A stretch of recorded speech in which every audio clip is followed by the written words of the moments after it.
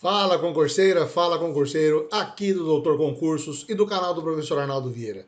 Tudo bem com vocês? Como vocês estão? Todo mundo se cuidando, todo mundo estudando. Gente, a previsão está melhorando, né, com os anúncios de editais de concursos que estão para chegar. E cada vez mais a gente se sente motivado a preparar esse material para vocês. E principalmente indicar a vocês, a Doutor Concursos, como sendo uma das alternativas virtuais e até mesmo presenciais para que você se prepare para essas provas que vão vir. Então a gente já começa os vídeos sempre pedindo a colaboração de vocês para deixar o joinha, para se inscrever nos dois canais, tanto aqui no meu canal Professor Arnaldo Vieira, mas principalmente no canal da Doutor Concursos, tá? Lá tem sempre material, quase que semanal, para falar sobre os editais que estão chegando e preparar vocês especificamente para os concursos que virão. E para que vocês compartilhem ou comentem esses vídeos, como os nossos amigos. O Irismar Pereira, obrigado pela disseminação do conhecimento de forma isenta. Aula sensacional. Esse é um dos meus objetivos, Elismar.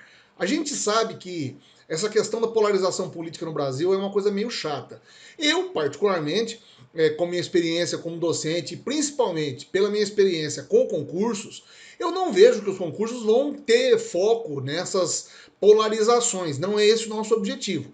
Existem alguns fatos que, sim, acabam se tornando dignos da gente trazer aqui. Mas a gente tenta fugir basicamente aí de opiniões controversas e a gente deixa a cargo do estudante ele mesmo, através das informações, tomar suas decisões, tá legal? O que é importante é eu trazer para vocês aqui toda semana notícias que eu acredito que são importantes para os concursos que vocês vão prestar, tá legal? A Michele Gonçalves, excelente explicação, professor. Muito obrigado. No vídeo de semana passada. Michele, um beijo, um abraço para você. E o Roberto Souza, nosso companheiro. Boa noite, professor. Marcando presença novamente. Obrigado por mais essa aula. Torcendo muito para que sua intuição no conteúdo de atualidades esteja tinindo. Eu também, viu, Roberto? Eu te confesso. É que é claro que é uma caixinha de surpresas, né? Mas o TJ, ele tende a pegar dos últimos 6 meses alguns ganchos. Essa questão ambiental, a questão de desenvolvimento social e humano. No âmbito internacional, uma questão mais voltada exatamente para a economia e tecnologia. As experiências de concursos anteriores que eu tenho visto tendem a esses prognósticos de pesquisa, de perguntas, entendeu? Então a gente tá. Eu sempre tento, toda semana, observando o noticiário e acompanhando, até por força da profissão. Eu sou professor de comunicação também. Eu tenho que estar antenado no que está acontecendo. Eu falo, puxa, isso aqui dá para ir lá para o cursinho, porque isso aqui vai cair. Como foi o caso, por exemplo, já entrando, dessa informação que passou meio batida pelos veículos aí, mas é importantíssimo. O Brasil chegou à marca de 213 milhões e 300 mil habitantes. Essa informação foi dada pelo IBGE. O IBGE divulgou esses dados e não levou em consideração, inclusive, os números totais da pandemia, tá? Até por uma questão logística. Porque em 2020 era para ter acontecido o censo demográfico que acontece de 10 em 10 anos. Não aconteceu por motivos óbvios, mas depois houve uma negociação de que iria acontecer em 2021. O governo federal disse que não tinha orçamento, foi feito um acordo, foi destinado uma verba, inclusive, para a realização, e ele vai acontecer em 2022. Eu já trouxe informações para vocês aqui sobre justamente a realização do censo. E por que ele é importante? Por que essa informação vai cruzar com isso que eu falei nos vídeos anteriores? Por que é importante? Por quê? Essa quantidade de habitantes que nós temos e que foi pesquisada entre os 5.570 municípios faz com que a elevação dos números populacionais nas cidades, nas capitais e principalmente nos estados, faça com que aumente a participação de municípios e de estados no FPEM, que é o Fundo de Participação de Estados e Municípios. Ou seja, do montante arrecadado com impostos e tributos do governo federal, há um repasse disso para os municípios e para os estados. É com grande parte, inclusive, desse repasse federal que os municípios sobrevivem hoje em dia. Atualmente, alguns municípios tem quase toda a sua subsistência baseada exatamente no fundo de participação dos municípios. Por quê? Porque é a única forma em que os impostos que são pagos, inclusive no âmbito municipal, que vão para a União, consigam retornar para o município. Alguns impostos municipais acabam sendo muito pequenos ou às vezes nem pagos. A inadimplência municipal é muito grande. Essa informação de nós atingirmos uma marca aí de 213 milhões, ponto 3, 313 milhões e 300 mil habitantes, é um marco, é um número importante, porque também representa uma outra coisa. Há um aumento aí de 0,74 em comparação com 2020. 2020, o censo dava um número que nós teríamos algo em torno aí de 211 milhões. Nós ficamos com 213 milhões. E isto também leva a algumas outras condições para a gente discutir aqui. O nascimento, né, o boom, vamos colocar assim, de nascimentos que houveram de pessoas, de crianças, durante a pandemia, ainda não se tem um dado específico se isso impactou ou não. Se a pandemia teve um impacto na geração de novos brasileirinhos, né? Ainda não há totalmente isso. A gente só vai saber disso no final de 2022, quando os dados do censo começarem a sair. Mas o IBGE aponta sim uma queda por conta do número de óbitos que nós tivemos. Aí nós sabemos, estamos acompanhando todo o santo dia, mais de 570 mil pessoas morreram de Covid. Mas não somente de Covid, de outras doenças também em todo o país. Então esses dados, eles servem para que, primeiro, a gente consiga identificar as regiões com maior densidade demográfica. A gente sabe, por exemplo, que a região sudeste sempre concentra a maior parte desses nascimentos, mas nem sempre é a região que possui mais óbitos. Até por uma questão também das relações que isso pode acontecer com a violência, com grandes centros populacionais que sofrem com a questão da violência urbana. Isso tudo levado dentro de um caldeirão de números geram esta quantidade de informações que são importantes, que provavelmente vão ser exigidas de vocês nos concursos.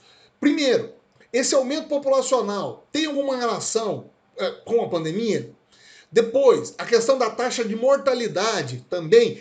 Lembrando, o IBGE deixou claro, ainda não foram levados em considerações os dados colhidos durante a pandemia. Por quê? Por uma questão óbvia, os dados não foram feitos. Há uma estimativa. Esse número é datado aproximadamente de 1º de julho de 2021 e foi junto aos cartórios de registro civil, juntando óbitos e nascimentos.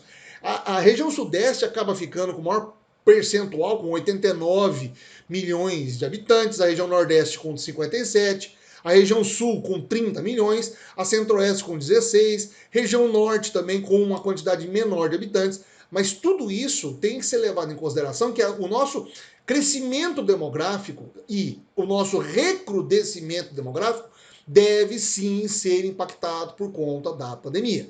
Mas a gente só vai ter a certeza desses dados lá no final de 2022, quando o IBGE lançar a primeira prévia dos resultados do censo de 2022. Achei importante trazer para vocês essa informação. Passou meio que aí rapidamente pelos veículos de comunicação, mas é uma informação importante que você precisa saber, tá legal? Âmbito nacional também, e essa é uma questão polêmica, não é de hoje, inclusive, eu trouxe também alguns vídeos atrás uma situação que aconteceu na França em relação a esse assunto, e a capital paulista, a capital de São Paulo, anunciou no começo da semana e colocou em prática no final da semana passada a questão do passaporte da vacina. Eles chamam de passaporte da vacina, que nada mais é do que um aplicativo que vai ser baixado nas pessoas, nos celulares das pessoas residentes em São Paulo ou através de entidades, de portais e aplicativos estaduais. E lá deve constar a quantidade de vacinas que a pessoa tomou, se uma ou se duas doses da vacina. Este passaporte de vacina vai começar a ser exigido para que as pessoas frequentem alguns determinados locais. Restaurantes, estabelecimentos principalmente que são fechados, eventos esportivos, eventos culturais, cinema, boates, etc. Bom, isso levantou uma série de discussões não de hoje, como eu estou acabando de falar, e eu trouxe para vocês aqui algumas informações de outros locais do mundo que também tiveram situações assim, como foi, por exemplo, o caso de Nova York, que obrigou os restaurantes, as academias e outros negócios que são fechados a apresentar sim, obrigou os clientes a apresentarem um atestado e eles a afixarem, inclusive, nos estabelecimentos que as pessoas que não tiverem este tipo de aplicativo instalado dizendo que está vacinado ou não, podem ser multadas. É claro que a fiscalização lá acontece de outra forma. Na França, e é onde foi o grande problema que eu trouxe até informação num dos vídeos anteriores, lá no final de junho, se não me engano, final de julho, se não me falha a memória. Desde dia 9 agora, de agosto desse mês, já está, inclusive, em vigor lá. Primeiro foi um projeto de lei apresentado pelo presidente Emmanuel Macron, depois o próprio Congresso chancelou. Há um apoio maciço da população, mais de 63% da população francesa apoia, mas houveram manifestações mesmo assim nas ruas de pessoas protestando porque estavam sendo tolhidas pelo direito de ir e vir, pela liberdade delas se locomoverem na França. Por quê? Porque os estabelecimentos estavam exigindo a necessidade vital de apresentar o certificado lá, ou pelo menos um teste de Covid negativo que possibilitasse a pessoa a frequentar os bares, os cafés, as padarias francesas. Lá deu um mó bafafá, e inclusive com protestos até violentos em várias cidades. Na Itália, desde 6 de agosto também há lá a exigência do passe saúde, que principalmente é utilizado na entrada dos pontos turísticos. A Itália é um país turístico. Então há também essa exigência. A pessoa tem que apresentar, seja em papel ou no celular, o comprovante de que ela está vacinada. Em Israel, desde o dia 29 de julho, exige também esse passaporte e lá há também a questão da acumulação e aglomeração de pessoas nos locais religiosos, né, nas concentrações religiosas. Também obrigatório. E na própria China. Inclusive, a China foi o primeiro país. Desde 2020, eles já têm aplicativos lá de QR Codes e que o QR Code é o código que é lido na entrada dos estabelecimentos e fala se a pessoa está com as vacinas ou não. E principalmente ali, ele dá uma variação, né? Ele coloca a pessoa com cores. Se a pessoa no aplicativo apresentar cor verde, ela está liberada para circular. Se ela tiver amarela, ela é mandada para casa. Então, e vejam, há uma série de problemas, de situações que têm que ser levadas em consideração. Por quê? Não é uma simples decisão, uma canetada que vai resolver o problema. Existem pontos que estão em jogo que podem levar a vários ângulos da visão. Há países que já aplicam isso, mas há também evoluções desses países. Até porque muitos desses países já exigem, por exemplo, no passaporte, que você tenha o seu cadastro vacinal, a sua carteira de vacinação assinada já há algum certo tempo. Há uma outra visão que todo mundo diz, né? Que é a questão da sectarização dos comércios. Os comércios pequenos podem ser prejudicados, porque eles não têm como fazer um controle total disso. Já os comércios grandes conseguem, os grandes estabelecimentos conseguiriam fazer isso. A discussão também seria que isso poderia acontecer, mas uma vez que todos os brasileiros tivessem com pelo menos uma primeira dose aplicada, né? E restringindo esse acesso, pode acontecer uma discriminação, haver uma visão de discriminação aí dos direitos humanos das pessoas. Outra coisa, a questão do relaxamento da prevenção. Ou seja, as pessoas, tudo bem, eu estou vacinado, não preciso usar máscara, não preciso mais usar álcool gel, não preciso mais me proteger. Então também esses aspectos têm que ser levados em consideração por conta dessa decisão. Se acertado ou não, o tempo vai dizer. O fato é que ela está em vigor em São Paulo e se lá pegar, provavelmente no Rio de Janeiro também já vai começar a ser exigido, e aí isso em todo o país. O importante é dizer o seguinte, e isso é importante você frisar para a sua avaliação, para o seu concurso, tá? A vacinação, ela é e está sendo comprovada que funciona e é alternativa para a redução dos casos. A semana passada foi a semana que nós tivemos os menores índices desde quando houve o final da primeira onda, ainda no final de 2020, de óbitos e de contaminações. Então há uma tendência de queda dos casos, claro, porque o aumento da vacinação, a população brasileira já ultrapassou, nós estamos em mais de 60% da população brasileira vacinada com a primeira dose.